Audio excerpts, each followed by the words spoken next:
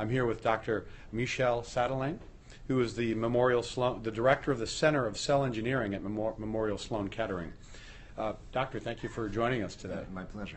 Immuno-oncology is receiving a lot of attention of late because it's producing some rather dramatic results.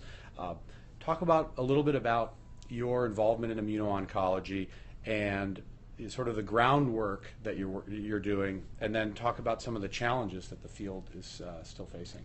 Okay, sure. Well, indeed, immuno-oncology is going through a wave of enthusiasm. It started just 3-4 years ago, but obviously this has been 20 years in the making. In December of 2013, Science magazine proclaimed cancer immunotherapy to be the breakthrough of the year. And there were two forms of immunotherapy that were highlighted in that editorial. One of them is checkpoint blockade therapy, and that is based on the use of monoclonal antibodies that de-repress, if you like, latent immune responses that many patients have. They actually have an embryonic immune response, if you like, against their tumor, but it's blocked. It's blocked by molecules that put the brakes on the immune system, and you can release those brakes with an antibody therapy, at least in some patients. And the other one is called CAR therapy, and that CAR stands for chimeric antigen receptors, and those are molecules that actually Memorial greatly contributed to develop. Those are synthetic receptors that we can introduce in patients' immune cells, in this way targeting those T cells to recognize and then attack and kill the tumor. And those have produced breakthrough results in leukemias and lymphomas. In fact, a number of checkpoint blockade therapies and CAR therapies have received FDA breakthrough designation in the past 3 years. Mm-hmm. So we have a biologic approach and a synthetic approach. And are these complementary? Talk about how these might be able to work together. So, great question. They've been developed separately, by scientists and companies exploring different angles to tackle cancer. But it may well be that they will turn out to be very complementary. The checkpoint blockade therapy releases an immune response which is already there in the patient, and we know that that's more likely to happen in tumors that have a high mutation burden. The more mutations there are, the more it is likely that some of those mutations will create antigens, now often referred to as neoantigens, that the immune system will recognize. However, not all cancers have high mutation burdens. And in those, again, it's a probabilistic argument. It is possible that checkpoint blockade will not work, at least in some of those patients. Again, if there are no T cells, the checkpoint blockade has nothing to release. And in those cancers in particular, we believe that an engineered immune response may fill the gap. Furthermore, there's room for combining the two. Because checkpoint blockade releases the activity of T cells, we see sometimes, certainly in mouse models today, that the CAR T cell can do a good job, but sometimes it too can be inhibited in the tumor microenvironment.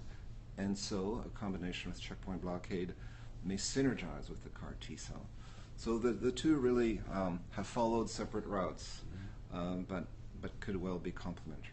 What's interesting about the combination opportunities with immuno-oncology is whether or not it will force the industry and academics to work more closely together. You're obviously on the academic side, but you also have a big clinical.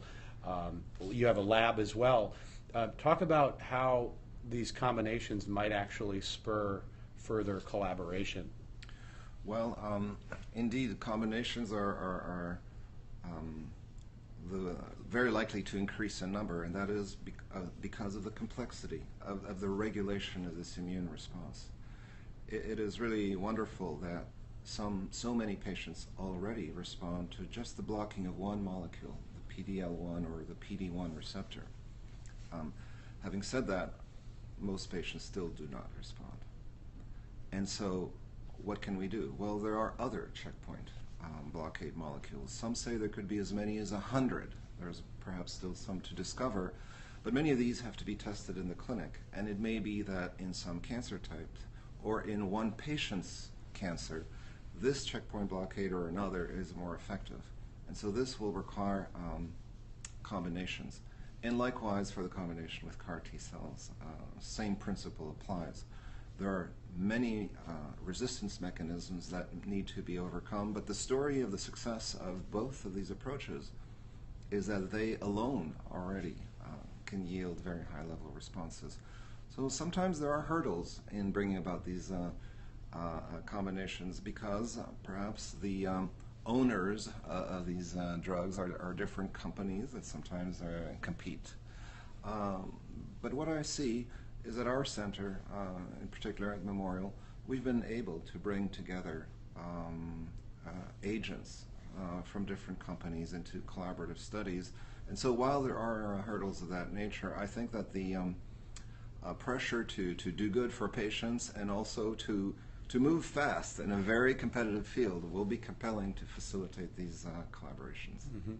You know, you just mentioned you just had a panel, and one of the topics that was a part of that panel was personalized medicine.